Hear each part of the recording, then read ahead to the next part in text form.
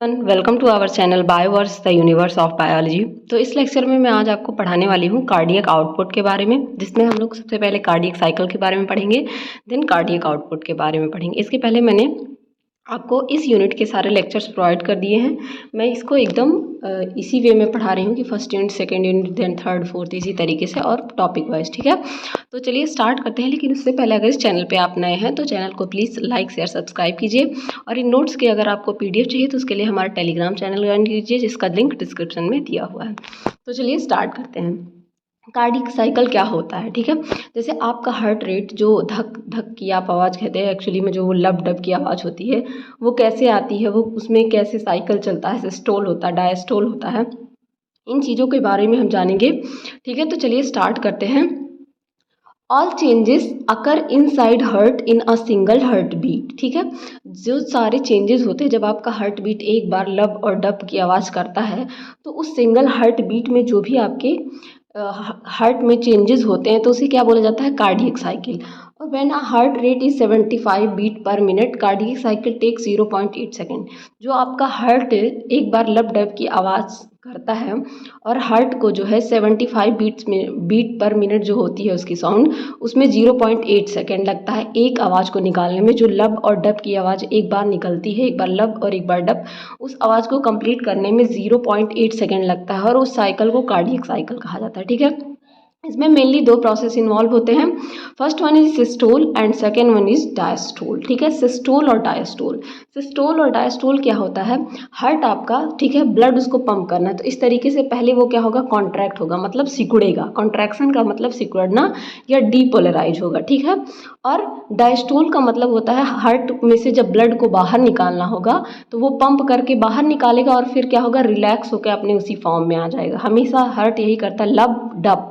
ठीक है, लब की आवाज़ मतलब वो सिकुड़ रहा है, सिस्टोल कर रहा है, डीपोलराइज हो रहा है, और डायस्टोल का मतलब रिलैक्स हो रहा है, रिपोलराइज हो रहा है। अब हम लोग समझेंगे थोड़ा सा कॉन्सेप्ट डीपोलराइजेशन और रिपोलराइजेशन क्या होता है। उसके लिए हम देखते हैं तरीके से एक साइकिल पाया जाता है। ठीक है, ये देखिए, जिसमें जब मैं आपको पढ़ाऊंगी एक्शन पोटेंशियल के बारे में और इस साइकिल के बारे में, रिपोलराइजेशन डीपोलराइजेशन क्या होता है, जब मैं आपको यूनिट नंबर 7 पढ़ाऊंगी तो उसमें ये सारी चीज़ें आएंगी। तो डीपोलराइजेशन क्या होता है ये देखिए। आप कोई भी स्टिमुलस जो है आपकी बॉडी में जब वर्क होता है, तो कोई भी स्टिमुलस जब वर्क करता है तो वो एक थ्रेशोल्ड लिमिट तक काम करता है, और थ्रेशोल्ड लिमिट से जब वो ऊपर की तरफ उठने लगता है, ठीक है, तो इस प्रोसेस को डीपोलराइजेशन कहा जाता है।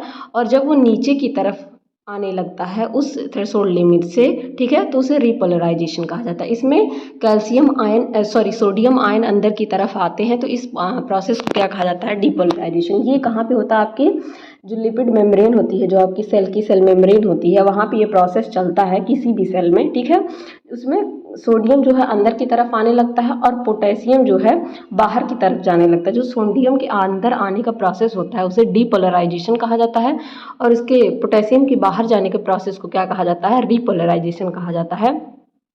डीपोलराइजेशन कब होता है? ये 55 70 पे क्या होता है? -70 पे ये क्या होता है? रेस्टिंग पोटेंशियल, मतलब आराम करता है। जैसे ही ये अपने थ्रेशोल्ड 55 पे पहुंचता है और उससे ऊपर जाता है तो इस प्रोसेस को क्या कहा जाता है? डीपोलराइजेशन पोलराइजेशन कहा जाता है। और फिर ये जब नीचे की तरफ पीक आने लगता है तो इस प्रोसेस को रिपोलराइजेशन कहा जाता है। तो ये प्रोसेस था डीपोलराइजेशन और रिपोलराइजेशन। हम लोग जानेंगे सिस्टोल के प्रोसेस में क्या होता है। सिस्टोल के प्रोसेस में क्या होता है? पंप करता है ब्लड को। ठीक है, कॉन्ट्रैक्ट का मतलब होता है सिकुड़ना। ठीक है, तो आपका हार्ट इस तरीके से है, ठीक है, इस तरीके से आपका हार्ट है, और जैसे ही कॉन्ट्रैक्शन होता है तो ये हार्ट, मैं कलर चेंज करके आपको बताती हूँ किस फॉर्म में आ जाता है। ये हार्ट आपका क्या होता है? सिकुड़ के इस फॉर्म में आ जाता है। ठीक है, ऐसे सिकुड़ जाता है और यहाँ से ब्लड पंप करता है। ठीक है, ब्लड को पंप करके कहाँ पहुँचाता है? बॉडी ऑर्गन्स में पहुँचाता है। ठीक है, तो ये पंपिंग का जो पार्ट होता है इसे क्या कहते हैं? इसे कहते हैं सिस्टोल। ठीक है, या कॉन्ट्रैक्शन। और यही हार्ट जब अपने पुराने शेप में, इस वाले शेप में आ जाता है तो इस प्रोसेस को क्या कहते हैं? रिलैक्सेशन और या डायस्टोल। ठीक है, सिस्टोल में क्या सिस्टोल के प्रोसेस में क्या होता है? कॉन्ट्रैक्शन ऑफ एट्रिया होता है, जिसमें ब्लड क्या होता है? एट्रिया से वेंट्रिकल में जाता है। ठीक है, रिलैक्सेशन में क्या होता है? ब्लड बॉडी से कहाँ जाता है? एट्रिया में जाता है। इस प्रोसेस को मैं ऐसे आपको दिखाती हूँ। ये देख सकते हैं आप इस प्रोसेस को। यहाँ पे देखिए, जब क्या होता है, रिलैक्सेशन होता है तो राइट एट्रिया से राइट वेंट्रिकल में जाता है, ठीक है, राइट एट्रिया से राइट वेंट्रिकल, फिर कहाँ पे जाता है, ये पल्मोनरी से निकलते हुए लंग की तरफ जाता है, और जब रिलैक्सेशन होता है तो ये वेंट्रिकल बॉडी ऑर्गन में इस तरीके से यहाँ से ये बॉडी ऑर्गन में चला जाता है, लंग को छोड़ के बॉडी ऑर्गन में चला जाता है, ठीक है। ये प्रोसेस यहाँ पे होता है। करता है ब्लड को, इसमें क्या होता है, रिलैक्सेशन के प्रोसेस को इसमें रिसीव करता है ब्लड को, किसका, कॉन्ट्रैक्शन ऑफ वेंट्रिकल होता है। राइट एट्रिया और राइट वेंट्रिकल के बारे में मैंने आपको बताया था, लेफ्ट एट्रिया लेफ्ट वेंट्रिकल के बारे में। ऊपर की तरफ एट्रिया होता है, इस तरीके से आपका ब्लड जो पाया जाता है, ऊपर की तरफ right atria, left atria, right ventricle और लेफ्ट वेंट्रिकल, ठीक है, इस तरीके से पाया जाता है। कॉन्ट्रैक्शन होता है वेंट्रिकल का, ब्लड फ्रॉम वेंट्रिकल से आयोर्टा में आता है, वेंट्रिकल से कहाँ जाता है, आयोर्टा में इस तरीके से निकल जाता है बाहर की तरफ। और रिलैक्सेशन जब होता है वेंट्रिकल तो आयोर्टा से कहाँ जाता है, आयोर्टा से वो वेंट्रिकल में जाता है, ठीक है, आयोर्टा से वेंट्रिकल में जाता है। ये प्रोसेस यहाँ पे होता है, ठीक है। ड्यूरेशन ऑफ कार्डियक साइकिल कितना होता है, रिवर्स ऑफ हार्ट रेट होता है, तो हार्ट रेट कितना होता है, heart beat per minute, heart beat per minute कितना होता है, तो 60 मिनट में 72 टाइम बीट करता है। तो इसको आप जब कट करेंगे तो ये 0.8 सेकेंड लगता है, मतलब एक कार्डियक साइकिल को कंप्लीट करने में 0.8 सेकेंड लगता है। उसी तरह जब आपका हार्ट बीट 72 टाइम बीट करता है तो उसको कितना मिनट लगता है, 0.8 से आप 60 में मल्टीप्लाई करेंगे तो आपका आंसर निकल जाएगा। यहाँ पे देखिए, फिर एट्रिया और वेंट्रिकल का प्रोसेस इन्वॉल्व होता है, तो जब सिस्टोल होता है, ठीक है, और डायस्टोल, तो एट्रिया इन्वॉल्व होता है और एक तरफ वेंट्रिकल इन्वॉल्व होता है, ठीक है।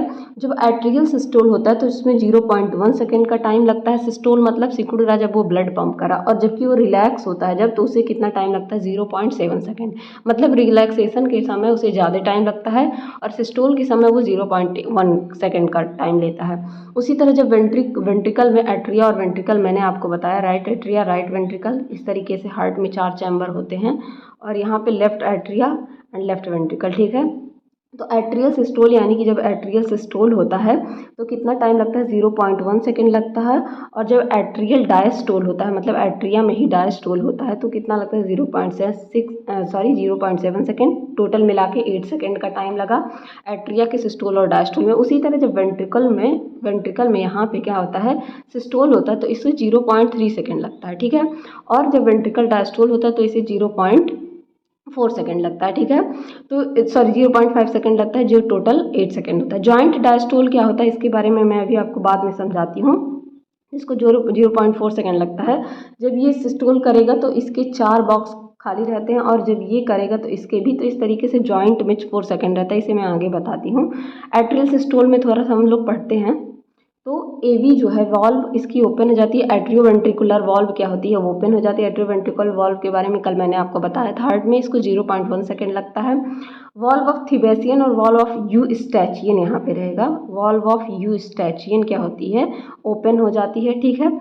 Opening of superior vena cava, superior vena cava और पल्मोनरी सुपीरियर वेना कावा क्या होता है आपका, ओपन हो जाता है, जबकि पल्मोनरी वेन क्लोज हो जाती है कॉन्ट्रैक्शन ऑफ एट्रियल वॉल्व की वजह से, ठीक है। Opening of superior vena cava हो जाता है और पल्मोनरी वेन क्या होती है, क्लोज हो जाती है। ब्लड फ्रॉम एट्रिया से वेंट्रिकल में चला जाता है, ठीक है। एट्रिया से यहाँ लेफ्ट एट्रिया, राइट एट्रिया से राइट वेंट्रिकल में इस तरीके से ब्लड आ जाता है। वेंट्रिकल का क्या होता है, डायस्टोल हो जाता है, मतलब वो रिलैक्स करने लगता है, ठीक है। मैंने आपको बताया था सिस्टोल का मतलब कॉन्ट्रैक्शन और डायस्टोल का मतलब रिलैक्सेशन।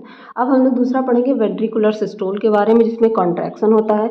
जब ब्लड क्या होता है, आयोर्टा से वेंट्रिकल में जाता है, एट्रिया से क्या करता है, वेंट्रिकल में जाता है, तो pressure of wall of ventricle की लगती है और पेपिलरी मसल कॉन्ट्रैक्ट करती है, और कार्डियक टेंडनी के बारे में जो मैंने कल आपको बताया था, रिलैक्स कर जाता है वो, और क्लोजर ऑफ एट्रियोवेंट्रिकुलर वॉल्व हो जाता है।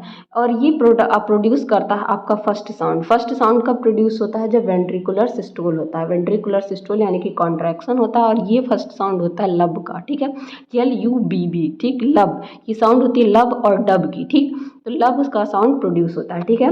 ब्लड फ्रॉम वेंट्रिकल टू आयोर्टा में आ जाता है, सेमी लूनार वॉल्व ओपन हो जाता है। सेमी लूनार वॉल्व के बारे में भी मैंने आपको बताया था। वेंट्रिकल से कहाँ आ जाता है, ये आयोर्टा में आ जाता है। वेंट्रिकल से आयोर्टा मैं आपको यहाँ दिखाती हूँ। ये लेफ्ट वेंट्रिकल से यहाँ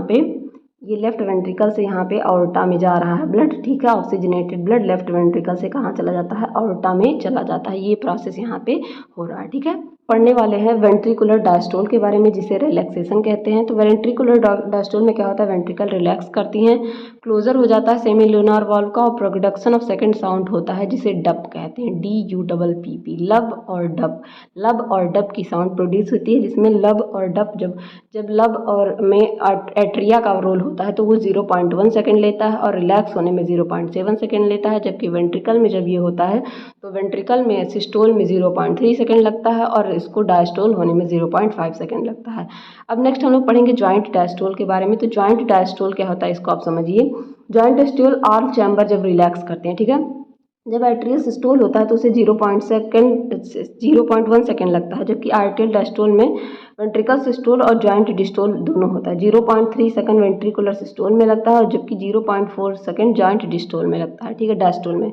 उसी तरह जब वेंट्रिकल सिस्टोल होता है तो इसे 0.3 सेकेंड लगता है, जबकि वेंट्रिकल डायस्टोल में 5 सेकेंड लगता है, टोटल 0.5, जिसमें से 0.1 सेकेंड क्या लगता है, एट्रियल सिस्टोल में लगता है, और 0.4 सेकेंड किसमें लगता है, डायस्टोल में। तो ये टोटल कितना हो जाता है, 0.5। तो इस तरीके से आप देख सकते हैं कि एट्रियल डायस्टोल और वेंट्रिकुलर डायस्टोल दोनों में 0.4 सेकेंड क्या हो रहा है, जॉइंट डायस्टोल हो रहा है। मतलब इस टाइम पे सारे जो जितने भी आपके सिस्टोल और डायस्टोल का प्रोसेस है, सॉरी डायस्टोल का प्रोसेस का मतलब रिलैक्सेशन का प्रोसेस, तो आपकी सारे जितने भी वॉल्व्स हैं वो क्या कर रही हैं, रिलैक्स कर रही हैं। तो इसे ही क्या बोला जाता है, जॉइंट डायस्टोल बोला जाता है, ठीक है। इस तरीके से आप यहाँ समझ सकते हैं। ये देखिए, ये एक है चैम्बर को दिखाया गया है, यहाँ पे ये वैल्यूज़ रखी गई हैं, जॉइंट डायस्टोल के बारे में बताया गया है। ये देखिए, जब सिस्टोल आर्ट्रिया को क्या हो रहा है, सिस्टोल कर रहा है तो 0.1 सेकेंड, और डायस्टोल कर रहा है तो 0.7 सेकेंड। उसी तरह वेंट्रिकल जो है डायस्टोल कर रहा है, ठीक है, डायस्टोल कर रहा है 0.1 सेकेंड, और सिस्टोल कर रहा है 0.4 सेकेंड, और फिर यहाँ लास्ट में डायस्टोल कर रहा है 0.4 सेकेंड। तो आप ये देख सकते हैं दोनों चैम्बर में क्या हो रहा है, इन दोनों चैम्बर में क्या हो रहा है, डायस्टोल हो रहा है, यानी कि आपकी रिलैक्स कर रही हैं, जो है चैम्बर्स क्या है, रिलैक्स कर रही हैं। तो यही क्या होता है, 0.4 सेकेंड का जॉइंट डायस्टोल होता है, ठीक है। होप आपको जॉइंट डायस्टोल समझ में आ गया होगा। अब हार्ट का साउंड जो होता है लिसनिंग में, ठीक है, लिसनिंग किसकी होती है, ऑस्कुलेशन के थ्रू, और लिसनड बाय स्टेथोस्कोप। इसकी लिसनिंग को क्या कहते हैं, ऑस्कुलेशन, और जिसके थ्रू लिसन किया जाता है, इसके थ्रू सुना जाता है, इसको स्टेथोस्कोप। आप सबने स्टेथोस्कोप को देखा होगा, ठीक है। अब हम लोग थोड़ी सी बात कर लेते हैं इसके फर्स्ट हार्ट साउंड और सेकंड हार्ट साउंड के बारे में। तो फर्स्ट हार्ट साउंड कैसा होता है, लब, यानी कि लो पिच, जिसका मतलब लॉन्गर ड्यूरेशन होता है, और इसकी आवाज़ कैसी होती है, भारी होती है, ठीक है, लब, ठीक है, जो इसकी आवाज़ होती है वो भारी होती है, लो पिच होती है, मतलब भारी आवाज़ होती है, और लॉन्गर ड्यूरेशन होता है, due to closure of atrioventricular valve, ठीक है। सेकेंड हाउंड क्या होता है, डप होता है, जो हाई पिच्ड होता है, शॉर्टर ड्यूरेशन के लिए होता है, कम ड्यूरेशन के लिए होता है, और due to closure of semi lunar valve. ये क्या होता है, एट्रियोवेंट्रिकुलर वाल्व के बंद होने से लब का साउंड प्रोड्यूस होता है, जबकि डप का साउंड सेमी लूनार वाल्व के बंद होने से होता है, ठीक है। अब हम लोग थोड़ा सा कॉन्सेप्ट पढ़ेंगे, स्ट्रोक वॉल्यूम किसे कहते हैं और कार्डियक आउटपुट कहते हैं, क्योंकि स्ट्रोक वॉल्यूम और कार्डियक आउटपुट बिना आपको कार्डियक साइकिल पढ़े नहीं समझ में आता, ठीक है। तो स्ट्रोक वॉल्यूम क्या होता है, blood pumped from left ventricle से, that is from systematic circulation during each heart beat valve is 70 ml। इसी को कहा जाता है स्ट्रोक वॉल्यूम। जब ब्लड को आप पंप करते हैं लेफ्ट वेंट्रिकल से, जो कि सिस्टमेटिक सर्कुलेशन होता है ड्यूरिंग ईच बीट। अब मैं इसको आपको दिखाती हूँ। ये देखिए, यहाँ पे जब लेफ्ट वेंट्रिकल से क्या हो रहा है, हार्ट को पंप किया जा रहा है ऑक्सीजनेटेड ब्लड को आयोटा के थ्रू, तो इसको क्या सुपीरियर वेना कावा के थ्रू, फिर ये राइट उसमें आ जाता है डीऑक्सीजनेटेड ब्लड को लेके। इसको क्या कहा जाता है, सिस्टमेटिक सर्कुलेशन, मतलब circulation of oxygenated blood to the body. तो राइट लेफ्ट वेंट्रिकल से ये कहाँ आ रहा है, बॉडी तक पहुँच रहा है लंग को छोड़कर। इस सर्कुलेशन को क्या कहा जाता है, सिस्टमिक सर्कुलेशन। जब मैंने कल आपको बताया था कि जब ऑक्सीजनेटेड ब्लड प्रोड्यूस होता है तो उसे सिस्टमिक सर्कुलेशन कहा जाता है। तो इस प्रोसेस को क्या कहते हैं, स्ट्रोक वॉल्यूम कहते हैं, जब आपका ऑक्सीजनेटेड ब्लड लेफ्ट वेंट्रिकल से बॉडी पार्ट को जाता है सिस्टमेटिक सर्कुलेशन के थ्रू, ठीक है। तो इतनी बात आपको समझ में आई होगी कि क्या होता है स्ट्रोक वॉल्यूम, ठीक है। कार्डियक आउटपुट के बारे में हम लोग जानते हैं कि कितना कार्डियक आउटपुट आउटपुट आ रहा है तो उसके बारे में हमें, तो ब्लड जो है पंप्ड किया जाता है from left ventricle in each minute. Left ventricle से जो भी ब्लड पंप किया जाता है ईच मिनट में, तो उसके क्या कहते हैं, कार्डियक आउटपुट कहते हैं, जिसमें स्ट्रोक वॉल्यूम यानी कि ml पर बीट जो क्या होता है, स्ट्रोक वॉल्यूम 70 ml पर बीट होता है, जो मैंने यहाँ पे वैल्यू बताई थी। और हार्ट रेट क्या होता है, 72 बीट पर मिनट। इन दोनों को जो आप मल्टीप्लाई करेंगे तो 5042 ml पर मिनट आता है। और जब आप इसको क्या करेंगे, लीटर में चेंज करने के लिए 1000 से डिवाइड करेंगे मिलीलीटर को, तो ये कट के कितना आ जाएगा, 5 समथिंग आ जाएगा। ठीक है, तो हम लोग इसको मैक्सिमम कितना मान लेते हैं, 5 लीटर पर मिनट। ठीक है, if more blood deliver to heart by vein, more blood is pumped by heart. ठीक है, अगर ज़्यादा ब्लड डिलीवर किया जाएगा हार्ट को तो ज़्यादा ब्लड क्या करेगा, वो पंप करेगा। ठीक है, ये कौन सा लॉ है, ये फ्रैंक स्टर्लिंग का लॉ है। जो फैक्टर अफेक्ट करते हैं कार्डियक आउटपुट के बारे में अब समझ में आ गया होगा कि आपका कार्डियक आउटपुट क्या होता है। स्ट्रोक वॉल्यूम यानी कि 70 ml पर बीट मिनट जो भी लेफ्ट वेंट्रिकल से हार्ट जो है ब्लड को पंप कर रहा है बॉडी को, वो, और हार्ट रेट कितना होता है, तो 72 बीट पर मिनट होता है। इन दोनों को जब डिवाइड करेंगे तो 5042 ml पर मिनट आएगा, और इसे लीटर में चेंज करने के लिए 1000 से डिवाइड करेंगे तो अप्रॉक्सीमेटली 5 लीटर पर मिनट क्या होता है, ब्लड पंप होता है। ठीक है, तो 5 लीटर इस फैक्टर कुछ अफेक्ट करते हैं कार्डियक आउटपुट को। उन फैक्टर्स के बारे में हम लोग जानेंगे। During vigorous exercise heart rate कितना होता है, 100 बीट पर मिनट हो जाता है। और साइड ये जो है सिस्टोल डायस्टोल कितने में हो जाता है, 100 ml हो जाता है। तो इस हिसाब से यहाँ पे 10 लीटर ब्लड का पंप होता है। ठीक है, एथलीट्स में भी क्या होता है, हार्ट रेट 120 से 140 बेस पर बीट पर मिनट हो जाता है जब भी वे विग्रस एक्सरसाइज करते हैं। ठीक है, तो उनका भी क्या होता है, 120 में से 140 को इसमें किया गया तो 50 अप्रॉक्सीमेटली 50 लीटर पर मिनट हो जाता है। तो ये जो प्रोसेस बताया गया, ये बताया गया है कि कुछ फैक्टर जो है कार्डियक आउटपुट को अफेक्ट भी करते हैं। अगर आप विग्रस एक्सरसाइज कर रहे हैं, अगर आप एक एथलीट हैं, तो आपका हार्ट रेट ज़्यादा होगा। ठीक है, जिसकी वजह से आपका कार्डियक आउटपुट भी ज़्यादा होगा। जैसे मैक्सिमम क्या है, जो सभी लोगों का पाया जाता है वो 5 लीटर पर ml पाया जाता है, पर मिनट पाया जाता है। लेकिन विग्रस एक्सरसाइज जो बहुत ज़्यादा हैवी मात्रा में एक्सरसाइज करते हैं उनका 10 लीटर, और जो एथलीट्स हैं उनकी हार्ट रेट बढ़ जाती है, जिस वजह से क्या होता है, उनका सिस्टोल ये जो है स्ट्रोक वॉल्यूम भी बढ़ जाता है, जिसकी वजह से उनका स्ट्रोक वॉल्यूम भी बढ़ जाता है। तो स्ट्रोक वॉल्यूम बढ़ने की वजह से उनका जो कार्डियक आउटपुट है वो भी बढ़ जाता है। यहाँ CO का मतलब कार्डियक आउटपुट, इस स्ट्रोक वॉल्यूम और हार्ट रेट। ठीक है, heart rate, stroke volume, cardiac output तो बढ़ जाता है। एक लॉ बताया था फ्रैंक स्टर्लिंग ने, तो वही लॉ यहाँ पे फॉलो होता है कि अगर आप ज़्यादा ब्लड डिलीवर करेंगे हार्ट को, ठीक है, तो वो ब्लड पंप भी ज़्यादा करेगा। यही फ्रैंक स्टर्लिंग ने बताया था। तो वो यहाँ पे फॉलो हो रहा है कि अगर विग्रस एक्सरसाइज कर रहे हैं मतलब आप ज़्यादा ब्लड को पंप कर रहे हैं, जिस वजह से आपका क्या हो रहा है, ज़्यादा ब्लड को आप ज़्यादा भेज रहे हैं, जिसकी वजह से हार्ट ज़्यादा ब्लड पंप कर रहा है। तो आज के लिए इतना ही इस लेक्चर में हम लोग पढ़ेंगे। तो आपको होप ये समझ में आया होगा कि किस तरीके से सारा प्रोसेस चलता है, किस तरीके से कार्डियक साइकिल चलती है, उसमें कार्डियक आउटपुट का क्या रोल होता है, हार्ट बीट हमारी कैसे वर्क करती है, उसमें से लब और डब का साउंड कैसे प्रोड्यूस होता है, सिस्टोल में जो कॉन्ट्रैक्शन होता है, डीपोलराइजेशन का प्रोसेस क्या होता है, जिसमें सोडियम क्या होता है, अंदर की तरफ आता है, रिपोलराइजेशन में क्या होता है, पोटेशियम जो है बाहर की तरफ जाता है। ठीक है, किस तरीके से ब्लड कॉन्ट्रैक्शन होता है आर्टरिया का, तो ब्लड आर्टरिया से वेंट्रिकल में जाता है, और रिलैक्सेशन होता है तो बॉडी से एट्रिया में जाता है। और जब रिलैक्सेशन होता है तो उसी तरह से कॉन्ट्रैक्शन जब होता है वेंट्रिकल का, तो ब्लड वेंट्रिकल से आर्टा में जाता है, जो मैंने आपको डायग्राम के थ्रू दिखाया भी। जब रिलैक्सेशन ऑफ वेंट्रिकल होता है तो ब्लड आर्टा से वेंट्रिकल में जाता है। ठीक है, फिर हम लोगों ने ड्यूरेशन ऑफ कार्डियक साइकिल में पढ़ा कि कैसे ये एक कार्डियक साइकिल कंप्लीट होने में 0.8 सेकेंड लगता है। ठीक है, इसमें atrial systole, atrial diastole, ventricle systole, ventricular diastole और जॉइंट डायस्टोल पाया जाता है, जिसको मैंने बहुत अच्छे से समझाया कि किस तरीके से 0.4 सेकेंड तक क्या होता है, जॉइंट डायस्टोल पाया जाता है, जिस समय सारी वॉल क्या करती हैं, जितने भी एट्रियल और वेंट्रिकुलर पार्ट होते हैं वो सब रिलैक्स करते हैं। ठीक है, तो और फिर मैंने लास्ट में आपको कार्डियक आउटपुट के बारे में बताया, हार्ट साउंड के बारे में बताया कि कैसे लब और डब की साउंड प्रोड्यूस होती है। लब की साउंड लो पिच्ड होती है, लॉन्गर टाइम तक होती है, मतलब ज़्यादा तेज सुनाई देती है, और जबकि डब की साउंड थोड़ी धीरे सुनाई देती है और कम टाइम के लिए होती है। कॉन्सेप्ट ऑफ स्ट्रोक वॉल्यूम और कार्डियक आउटपुट के बारे में बताया कि किस तरीके से स्ट्रोक वॉल्यूम जो है ब्लड लेफ्ट वेंट्रिकल से जो भी ऑक्सीजनेटेड ब्लड सिस्टमिक सर्कुलेशन के थ्रू जो दिया जाता है उसे वो कितना होता है 70 ml होता है।